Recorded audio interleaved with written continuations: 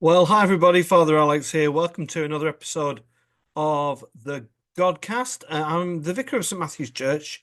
Just for your information, I'm also the host of the Godcast, and I'm the author of the book Our Daily Bread from Argos to the Altar, a Priest's Story, which is available online and in all good bookshops. So do check that out if you feel so inclined. My guest this week on the Godcast is Chrissie Wellington OBE. Chrissie is uh, a four times Ironman triathlon champion. She's an incredible lady. She's OBE, and we're going to hear a bit about her story and about her thoughts on fitness and mind matters. So it's going to be a great Godcast. Do check out others if you like or enjoy this one. You can follow me on X at AlexDJFrost, or you can check out the YouTube channel where you'll find interviews with lots of sports people, musicians, politicians, priests, clergy, and everything else. So do go check it out. But for now, I hope you enjoy this interview with Chrissie Wellington OBE. Well, I'm delighted to say that joining me on the Godcast this week is Chrissie Wellington OBE, no less. And Chrissie is an elite athlete, Ironman world champion numerous times. And Chrissie, it's just great to get you on. How are you doing? Oh, I'm doing really well, Alex. Thank you so much for inviting me to be on the podcast. Yeah. Where's home? Are you based in the UK? Originally from Norfolk, but left Norfolk aged 18 and have lived in various places in the UK and around the world, and now really fortunate to call Somerset our home. So live in a small, very rural village in Somerset, south of Bristol. Lovely, lovely part of the world. Okay, well Yeah. let's get down to business, Chrissy. Now I've got quite a broad guest list and very eclectic. So let's just start with the real basics. So when we say Ironman triathlete, what are we talking about? Um, Ironman triathlon is one of the longest distances of triathlon that you can do. So triathlon is swim, bike, and run, varying distances from the sprint distance triathlon all the way up to the most masochistic of all, the Ironman triathlon. So it comprises a 2.4 mile swim, a 112 mile bike ride, and then finished off with a marathon. Wow. You can almost hear the kind of groans got you from You're just trying to millions. compute it. When I Yeah. was thinking about it, I was like, yeah, that's, yeah, describing it to our daughter. And yeah, that's like kind of cycling from here to London and then adding a little bit more. And it feels inconceivable, actually, Alex, to me now. When I first took up triathlon, I did the much shorter distances and thought that people that did Ironman distance, oh, they're absolutely crazy and it wasn't for me. But I think it really goes to show that if you break something down and you progress towards it with kind of small incremental steps, what is formerly inconceivable, becomes possible. And that was very much the case for me. So when did it seem plausible? You know, were you kind of the girl at the sports day event that was like miles in front of everybody else, and we all just looked on in awe and wonder? Was that I natural gift there from an early age?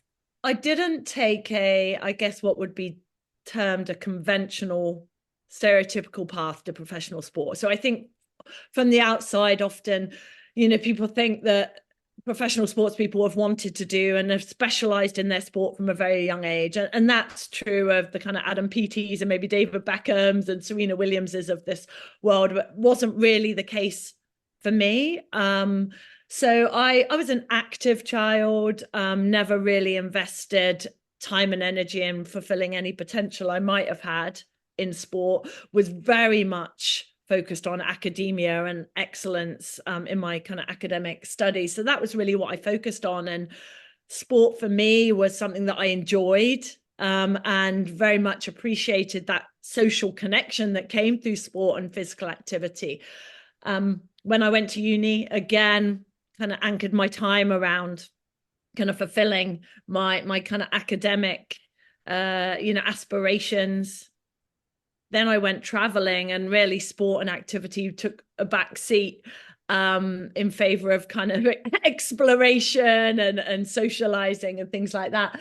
And it was really at the kind of tail end of my traveling and then coming and doing my MA back in the UK that I started walking and then segued into running. But for me, in retrospect, it was very much anchored around mental health. So needing to give myself that almost that creative space, I think, that I felt was lacking. I think, our lives get very, very busy and very noisy. And I started walking and then running just to give myself that physical space, but also that psychological space. And I was inspired by a friend that had done the London Marathon, and I looked at her and I looked at me and I thought, maybe it's something I can do. And that was where I really cut my teeth in endurance sports. But there's a big difference, isn't there, between kind of a gentle jog around the park and doing what you're doing. Did you, so when you started running, did it, I mean, I suppose running is a natural thing, but running distance, did that become quite natural? Did you find yourself good at it quite quickly, or was it a progressive thing for you? I really enjoyed um, the the activity of running. I enjoyed the fact that it gave me that, I feel that it gave me that physical and that psychological space, but I also felt my fitness improve, which is very kind of self-gratifying and fulfilling, just to see yourself progress at something. And when you run, there's a very tangible manifestation of improvement. So as a kind of goal focused person, that very much appealed to me. I really truly believe that we all as individuals have innate talents, and that we need to be given opportunities and proactively seize opportunities to be able to explore them. And I'm so blessed to have been surrounded at every stage of my life with people that have encouraged me to explore those talents. And running, and then, after that, triathlon was, I guess, one such example. So yeah, I think in answer to your question, I had a talent for endurance sports that I hadn't previously explored. And I'm so grateful that I was in a position to be able to explore that, because had I not, I never would have known. And so, yeah, starting that process of running, starting that process of exploration of oneself has led to these kind of incredible opportunities that I could never have imagined. Did you become addicted to running? Yes, I'd say that the both the physiological addiction, so we'll know that there's endorphins and all these feel good hormones that you get when you're active. They can be addictive. You get addicted to feeling good. Whilst it might not always feel good when you're running, it definitely feels good afterwards. So I think there's that kind of physiological addiction, but there's also that psychological addiction. I started to get addicted to the progress and the achievement of a goal, the structure. Whereas, habit formation is all about, developing routine and developing a structure. So I think that almost becomes addictive as well. Needing to tick that box each day was something that I guess was useful in the pursuit of a goal, but also kind of became addictive. And there's also that societal element, that social element. And I think that's, whilst not necessarily addictive, is when thrown into the mix, makes running and triathlon really, really compelling, because it's not just about you, it's about the wider community with whom you do that activity. And I think that's really really empowering and like I said, a really compelling element of doing that sport. Chrissy, I'm sure an elite athlete like yourself will have, and also your involvement with parkrun and things like that will have looked at psychology as a big part of elite sports, isn't it? Have you ever contemplated a kind of addiction for a good cause like running and getting healthy, and maybe people who suffer from addiction with a not so positive outcome? Again, quite a lot of people who listen to my podcast will be from my context, and there will be people who will have addictions to other things and not what we wouldn't consider positive things. I'll be as blunt to say, drugs of mind-altering substances. What's going on there in the mind, do you think, when somebody gets addicted to something for a positive outcome and to feel really good at it, and somebody who's addicted to something to have a good feeling, but at the end of it have a kind of a real negative, kind of a downward perspective on things. Is that something you've looked at or thought about yourself? I mean, I wouldn't claim to be, a psychologist or a healthcare clinician that would be able to answer that with any kind of authority. But I have throughout my life struggled with eating disorders or disordered eating behaviors, which are at the root, an addictive and very, very negative and quite deleterious kind of behavior. And so I very much saw sport as my route to almost flipping that from being very, very negative, a very, very negative way of viewing my body and approaching my body, to something that was positive. So I kind of channeled that almost addictive, controlling behavior into something that was negative, into something that was positive. But still, Alex, that needs to be managed, because otherwise sport can go and does go from being a very positive influence on one's life to being something that can be detrimental if not done, mindfully and with your long-term health, as being paramount. And that's something I had to be really, really careful of, and that I wasn't replacing this kind of negative addiction with a positive addiction.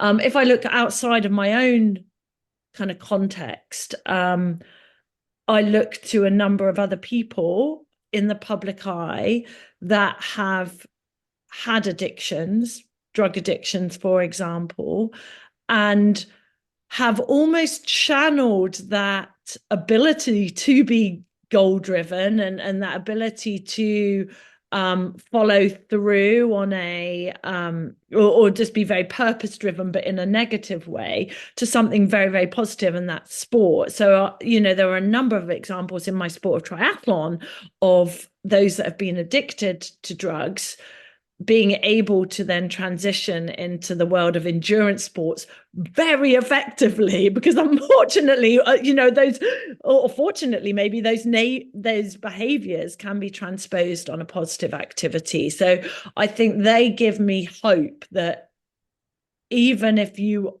are feeling like your addiction is leading you down a kind of negative, detrimental path, there is the opportunity, with support, of course, to be able to utilize those behaviors and skills, but focus on something positive. Yeah, thanks for that. Something I might come back to if we have time at the end. But just returning to your career as an athlete, Chrissie, what was the thing that made you go from being a runner for fun to be a runner for a profession, to really take it seriously, to strive to be the very best? I was in my 20s. I did my MA in international development, in development economics, and was really fortunate to get my dream job. I was working for the government, advising on international development policy. And at that time is when I kind of started running. Then I'd meet someone that would again change the direction of my life, and they'd suggested I do a triathlon, and I did a sprint triathlon very much at the amateur level. And then I went to live and work in Nepal. So I was managing water and sanitation projects in Nepal. And it was really there that I was thrown into the world of endurance sports, but not in terms of kind of structured, regimented training. It was very raw. Like we were exploring, Alex. It was adventure, and we were cycling 1,000 plus kilometers over the Himalayas, at 5,000 meters. And I didn't see that as training with a kind of goal in mind. It was really just about the beauty, experiencing the beauty of the environment and of the communities and the people I was with. And but that, in retrospect, was absolutely incredible and foundational in that it obviously I developed physical strength, but also that psychological strength of training in those type of conditions. I think it gives you that sense that you can endure and you can overcome. So I came back to the UK, back to my job as a civil servant, decided I was going to throw myself into a couple of triathlons, and things changed very, very quickly for me, in that I got a coach, I joined a club, I managed to win the World Championships at an amateur level. And then age 30, I had a big decision to make, and it was very much a fork in the road moment. Do I or do I not become a professional athlete? And those fork in the road moments are scary, aren't they?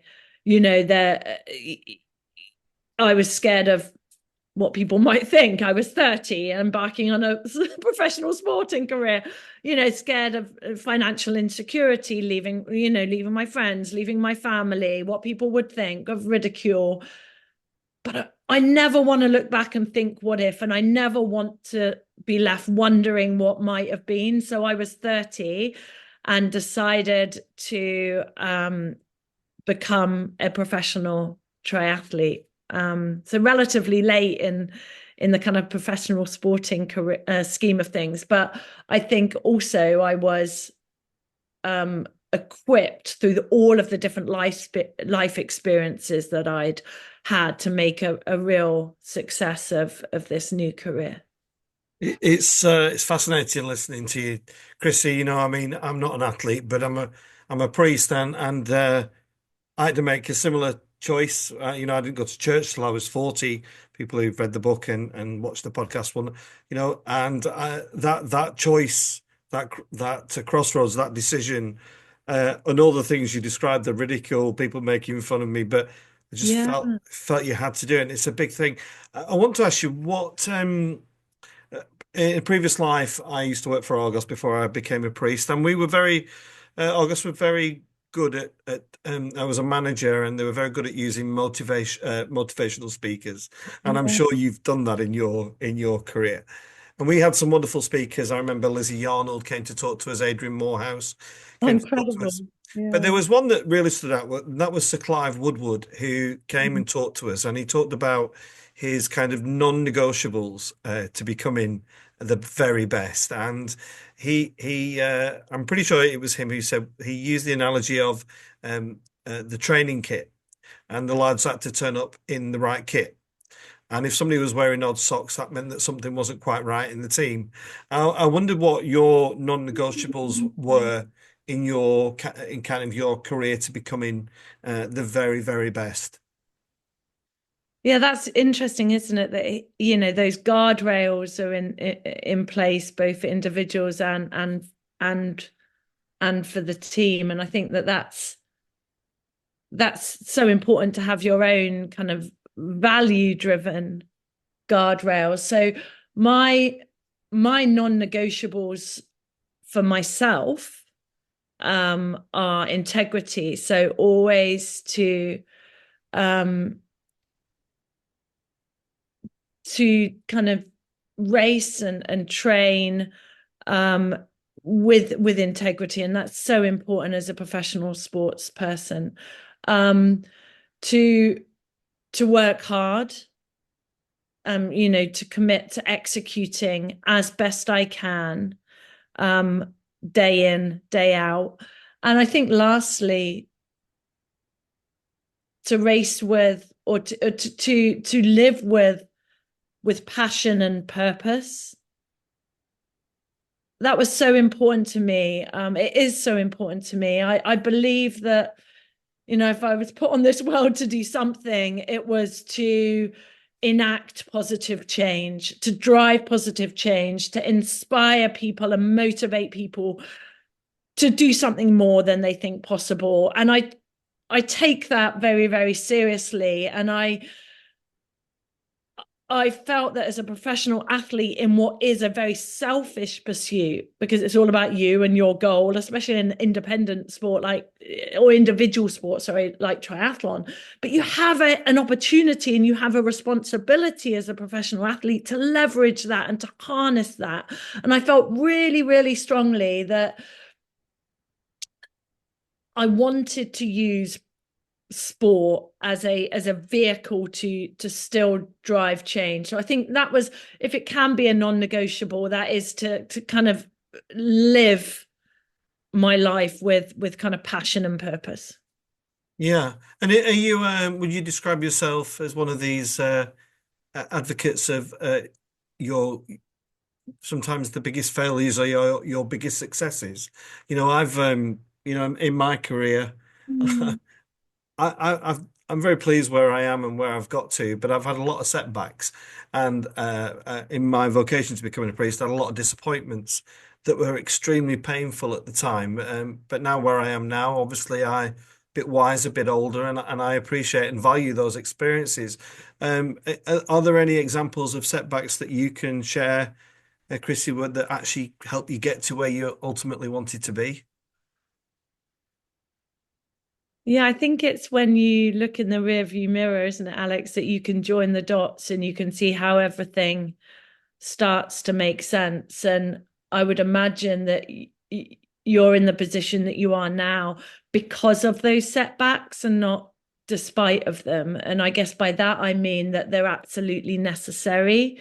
So they're not there to derail you from a path or derail one, must be, more generally from a path. They're there to enable you to transition or to journey along that path. So I think when you're in the midst of a setback, it's incredibly difficult, but that's where the growth and learning take place. So of course, as an athlete or as a person, more generally, I've had setbacks. So I've had times where things didn't go according to plan, pain, injuries, disappointment. But it's how you lean into those and the strategies and the tools that you use to enable you to endure those and navigate those and utilize those, that determine whether or not they do derail you or they're that springboard to success. And I definitely look at the strategies I've used to overcome adversity, whether that's that kind of psychological reframing, whether it's practical strategies, and or it's leaning into others, all of those different things that you can do when you're faced with adversity. But I think it's leaning into those, using those, drawing on them, again and again, that enables you to then achieve your goal. But I don't think there's anyone that you can look to that hasn't in some way encountered adversity. And I think it's really how we deal with it that determines. Something going back to my August days. I mean, I loved listening to elite sports people. I love sport. A huge lover of all sport, really, and I was absolutely transfixed. But I did sometimes wonder, what about Bill at the end of the line or Joe at the other end of the line, who's like 30 stone, smoking 40 cigarettes a day, how they could be inspired by that person.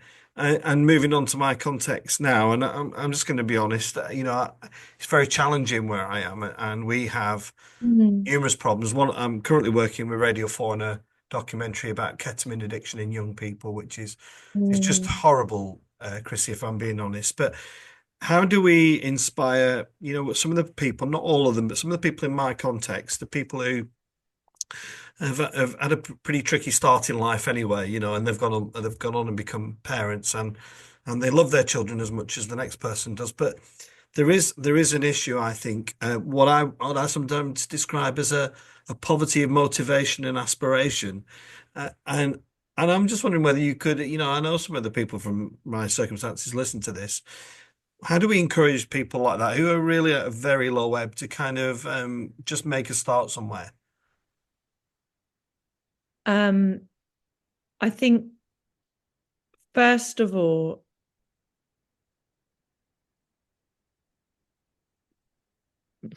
I guess understanding that you don't have to make macro sizable steps, that the most significant step is starting.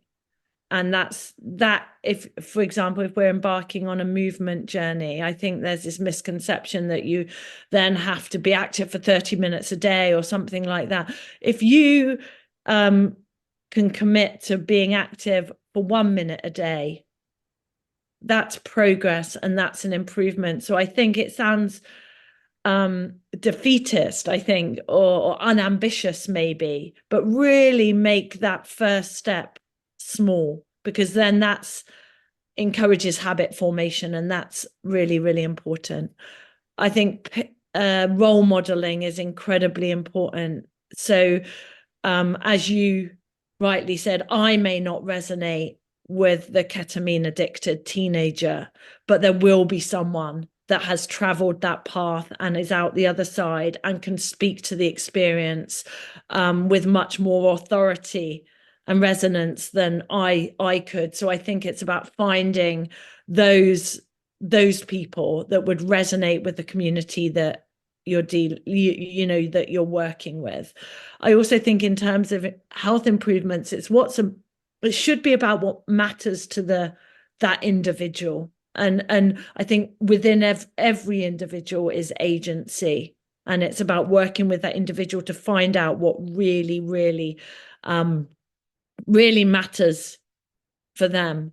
And I think lastly, creating an environment. By environment, it can be our structural environment or also our social environment that's conducive to change. I think if we're always surrounded by the same influencers, it's really difficult to change a habit. But if we can make subtle changes to our environment, instead of, for a young person, instead of being on a street corner, being encouraged potentially to move into a youth club where there's some mutual support, that can make all the difference. You're making a subtle shift, a really important shift to their social environment and their structural environment, which I think can help precipitate change.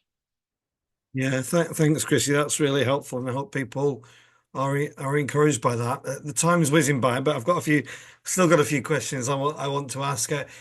I want to ask what it's like being the best person in the world at something.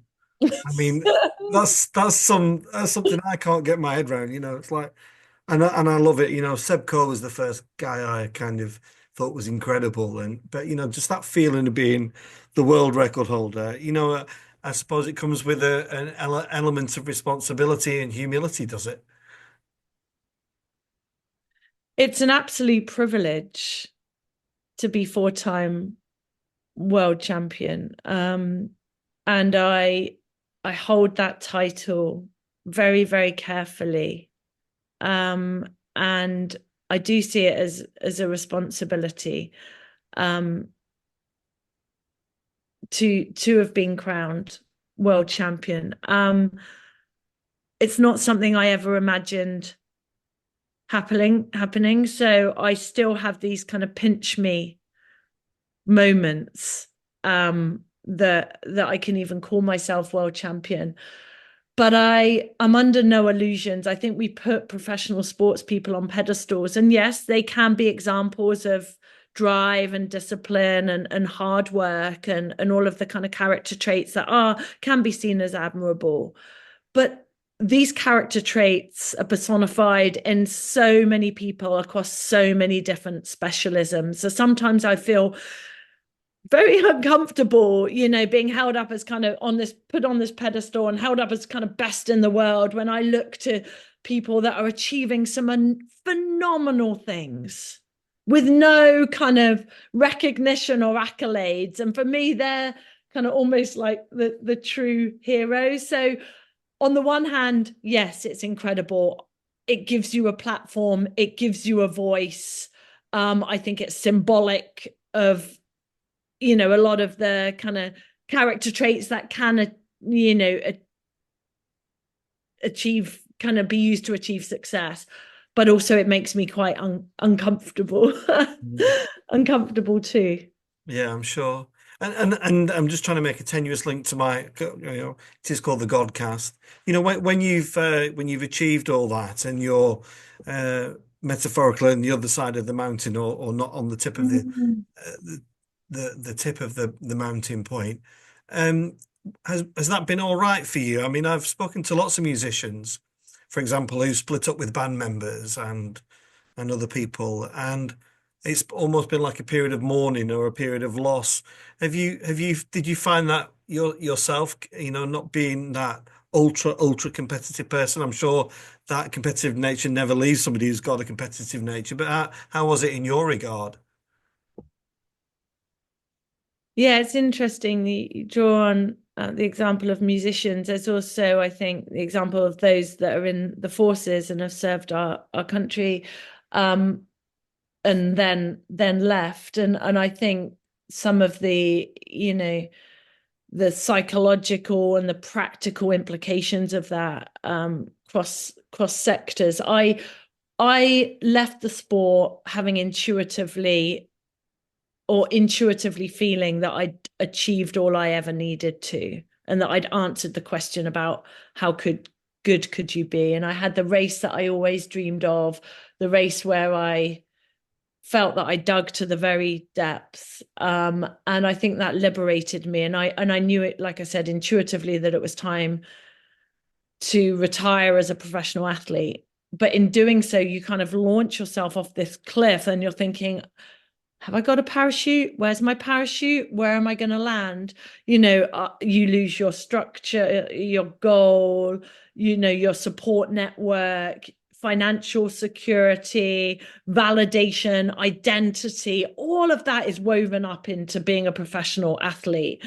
And I remember I'd retired from professional sport. I was on a plane, and it was the time going to the States, and it was a time when you had to fill out the form in hard copy, and the question was profession. I was like, what am I? I can't really put like retired professional athlete. And I said, I don't know what I am. I don't know who I am, and I don't know what I am. But I have to be comfortable in that void. That void is so important because you need to give yourself space. I knew what I didn't want. I had no clue about where I was going. And so I think you go through that process, like you very, very kind of accurately said, that process of mourning that loss of self, that the person that you were, the achievements that you had.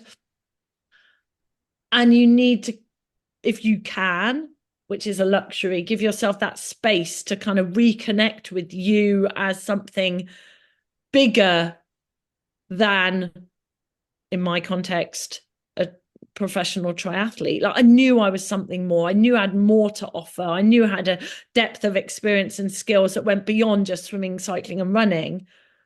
But trying to carve out a path that built on all of that was really hard. And I think that we look at professional sports people, we look at how hard that transition is, often with the most dire of consequences. And it's incumbent upon us as a society to support people going through that transition, and to equip professional sports people while they're still training and racing to be able to have a fulfilling and satisfying life post sport. So yes, it was hard, but hopefully I stand here as a testament to the fact that you can transition, and there is life life post sport. But I think for me, having that community, having that social circle around me was absolutely integral to me Yeah. moving on. Well, Chrissy, I've that 35 minutes is absolutely whizzed by. I've loved chatting to you. I found it absolutely fascinating, and people can find you. You've got your own website, and you've got numerous books out there, haven't you? So people can just Google you and find out more about you and explore what else you've got to say. I wish we could talk for hours, but yeah. But Chrissy, it's been great having you on. Thanks for coming on the Godcast. Thank you so much for having me. It's been an absolute pleasure.